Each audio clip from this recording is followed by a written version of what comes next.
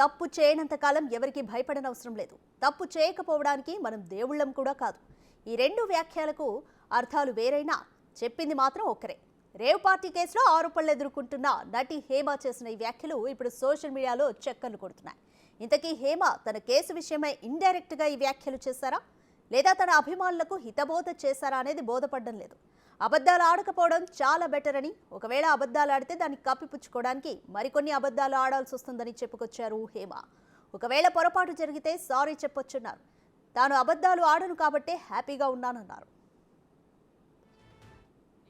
So అందుకని 99.9% అబద్ధాలు ఆడకుండా ఉండడం చాలా బెటర్. సో అందుకని నేను చాలా హ్యాపీగా ఉంటాను అనమాట.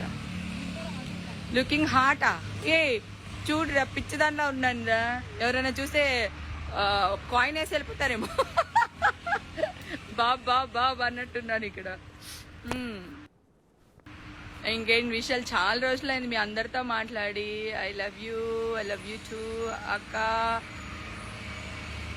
టూ మచ్గా ఉంది ఎండ, టూ మచ్గా ఉందా?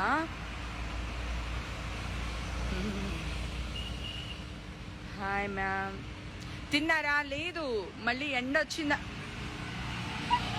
కొంచెం నీ వెనకాల ఉన్న దానికి బాగుంది. అది పింక్ అటు తిరుగు, పైకి చూడు.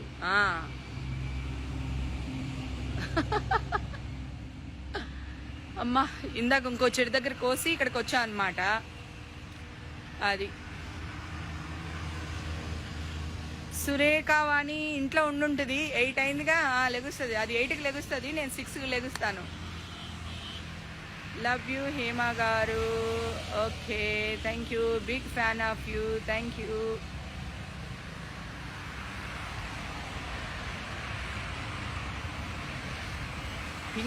పింక్ ఏంటి?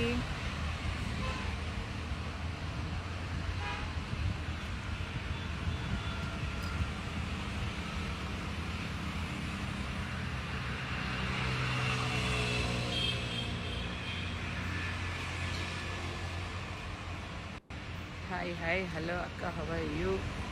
Good. Next movie.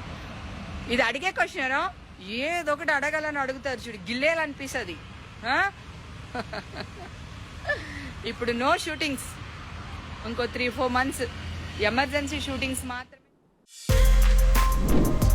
For more videos like this, subscribe Big TV channel.